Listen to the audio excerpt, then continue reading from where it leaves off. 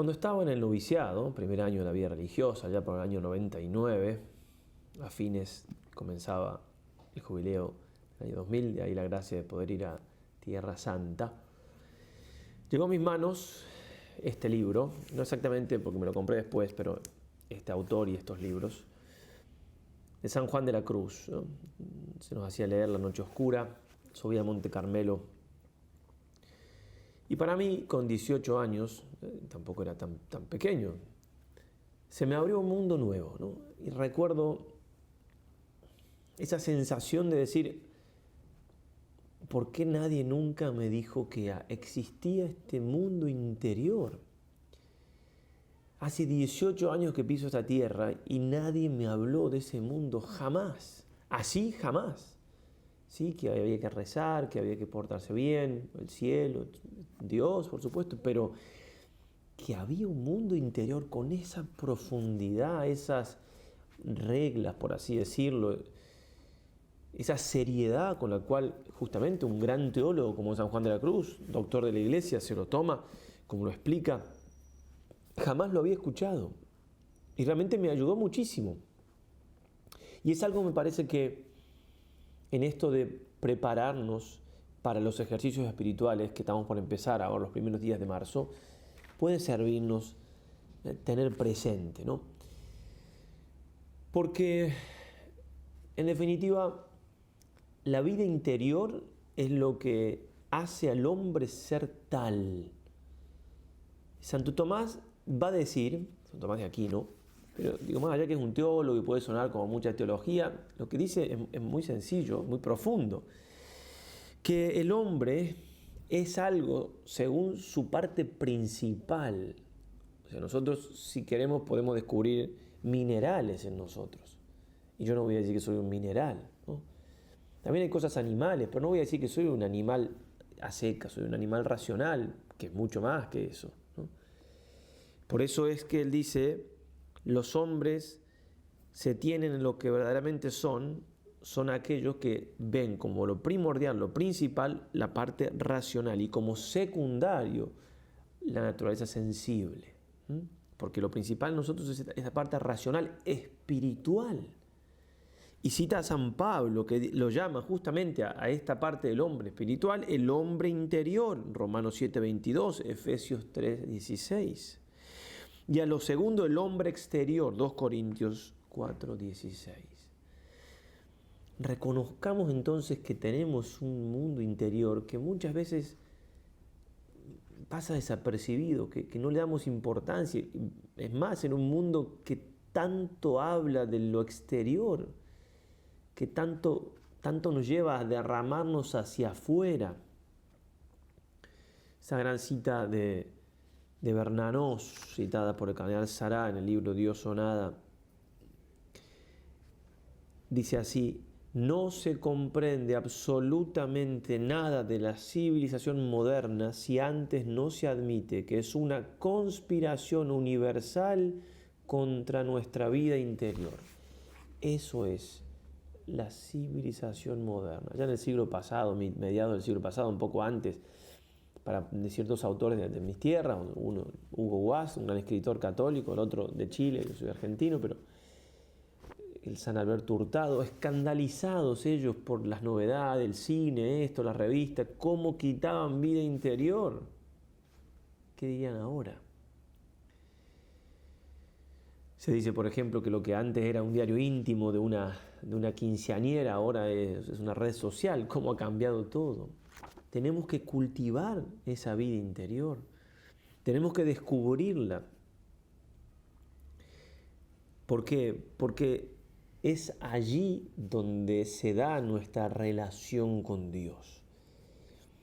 Es allí donde esa parábola del sembrador, ¿no? El Señor dice, el sembrador salió a sembrar y va nombrando distintos terrenos donde puede caer esa semilla. Bueno, el terreno en mi vida interior, si yo ni siquiera sé que tengo una vida interior, ni siquiera doy importancia, es muy difícil que Dios pueda sembrar en mí. Por tanto, en esta serie vamos a hacer 5 reflexiones así muy sencillas de de aquí a comenzar los ejercicios como para hacer un calentamiento, un precalentamiento para los ejercicios, lo primero que vamos a hacer referencia es esto, a que tengo, además de este cuerpo que veo, tengo un alma espiritual. Un alma espiritual, que eso me hace absolutamente distinto a todo lo físico que se ve, salvo los otros seres humanos. Y que esto no es algo, porque lamentablemente en el mundo que vivimos, a veces yo vestido como estoy, sacerdote o lo católico, a veces se tacha de entrada como si fuera, bueno, si no se quiere, me pongo así y estoy vestido de negro nada más. Y citemos a Platón, a Aristóteles, ¿no? Sabiduría griega, antes de Cristo. Obviamente que reconocían que teníamos un alma, obviamente. Hay un libro de Aristóteles, que es de ánima, o sea, acerca del alma. Claro, son gente muy importante y se había desarrollado muy bien la filosofía en ese tiempo. También tenía algunos errores, obviamente, no estaba la revelación, pero muy inteligente. Hasta tal punto, imagínense lo inteligente que era Platón, que él veía tanta realidad en este mundo espiritual, tanta realidad en el mundo de las ideas, ¿no? Las ideas. Yo les digo, piensen en la idea de hombre, ser humano. No hace falta que se imaginen a nadie, es una idea, la idea es espiritual, porque no hace falta concretizarla, puede ser blanco, negro, alto, bajo, rubio, lo que sea, es espiritual. Entonces él veía con tanta claridad las ideas espirituales que decía, tiene que haber un mundo, no de las ideas, solamente con ideas, y del cual este mundo material es un reflejo. Bueno, y tiene algunas, sí, tiene que tratar de explicar eso con algunas fábulas o algunas leyendas o unos mitos, son mitos para explicar cómo, pero no se equivocaba tanto porque en definitiva sabemos que esas ideas están en Dios. Pero yo lo que voy, cómo usaba él la razón y cómo entendía de ese mundo espiritual. Entonces, tengo un alma espiritual que es muy distinta del cuerpo en el sentido de que me hace diferente a todos los seres animados que tienen vida. Esto que yo tengo que es espiritual y que es eterno. Y que tengo que cultivarla, es decir, que tengo que darle importancia.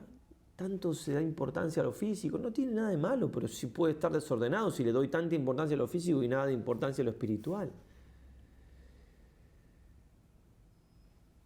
Y aunque justamente por un poco de crisis que se vive modernamente, la nueva era y demás, me hace mirar un poco a espiritualidades orientales, tenemos que saber que primero que esas espiritualidades son muy distintas, porque la concepción del hombre, por ejemplo, el mundo budista, es absolutamente distinto a lo nuestro. No tienen esa distinción de ellos de cuerpo y alma, no la tienen, ¿no? Justamente José María Berlinde, que estuvo ahora sacerdote, pero tuvo 3 años en India y demás, se convirtió, ya hemos comentado de él en otros videos y demás, decía, yo creo que quizás más que la diferencia de qué piensan sobre Dios con nosotros, que es muy distinta, es qué piensan sobre el hombre, ¿no? Sin nada que ver. Y por eso el mundo interior de todo lo oriental es muy distinto al nuestro. Que nosotros realmente nos apoyamos en la revelación con todo lo que eso implica. Si Dios revela, si Dios da a conocer, ya está. Si no, es sabiduría greco-latina, o sea, judeo-cristiana, o sea, está todo el Antiguo Testamento también, por supuesto, y todo lo que es Grecia, todo lo que es la filosofía perenne. Entonces no es algo inteligente, racional, bueno de entrada, decir, no, esto es mejor porque en realidad lo oriental, porque la Iglesia Católica está rechazando no solamente la Iglesia Católica, está rechazando siglos de sabiduría. Y además la Iglesia Católica. Tenemos una riqueza enorme y en este sentido entonces San Ignacio nos va a enseñar, los ejercicios, nos va a enseñar a ir descubriendo esa riqueza, cómo trabajarla, cómo cultivar ese mundo interior, porque así como si uno tiene que hacer ejercicio físico, depende de qué ejercicio, tiene que mirar algún tutorial, alguna cosa para no hacer de más ni de menos, además pasando los años y Bien, así también en lo espiritual y más todavía, más todavía. Obviamente el Maestro con mayúsculas, ni que hablar, es Jesucristo nuestro Señor y el Espíritu Santo que nos va guiando hacia el Padre, pero también Dios ha dado ayudas en los santos, en los teólogos. Entonces, descubrir en primer lugar ese mundo interior, ¿para qué? Para que una vez descubierto pueda Dios ahí poner sus semillas, es decir, su verdad, su amor, su sabiduría, el reino de Dios. El sembrador salió a sembrar, dice la palabra. Bueno, estoy dispuesto a que Dios siembre en mí. Reconozco ese mundo interior. Porque si no lo hacemos así, va a ser muy posible que justamente Dios pueda obrar. Lo primero es una llamada hacia adentro. Hacia adentro donde nos vamos a encontrar directamente a Dios. Es cierto que Dios, San Agustín dirá, es lo más íntimo de nosotros que nosotros mismos, ¿sí? Porque Él nos ha creado, pero la naturaleza como tal no tiene la presencia de Dios como yo la estoy buscando. Estoy buscando una presencia de Dios con la cual yo pueda tener una relación de tú a tú. Eso es la vida interior. El tú divino mayúscula y mi yo. Eso es la vida de oración, esa es la vida interior. Eso es todo lo que explica San Juan de la Cruz. Eso es lo que explica también San Ignacio de una manera más concisa, más efectiva. De ahí los ejercicios que sean tan concretos y que ayuden mucho. San Juan de la Cruz además fue educado en un colegio jesuita. Pensemos entonces, y como para reflexionar cada uno qué entiende por ese mundo interior. Y también pensemos, y nos puede ayudar mucho, me parece, cada uno de nosotros como una cosa previa a los ejercicios, a ver ¿qué pienso sobre Dios? ¿Quién es Dios para mí? Porque con esa palabrita Dios,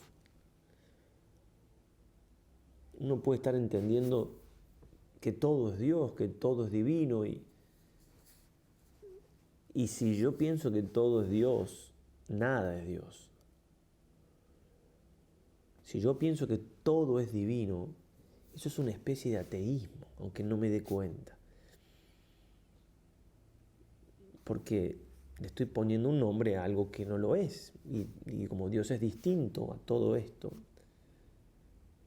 ¿quién es Dios para mí? Año 2025, ¿no? ¿Qué puedo reflexionar acerca de Dios? Quizás frenar el video aquí y ponerse a meditar, a pensar, ¿quién es Dios para mí?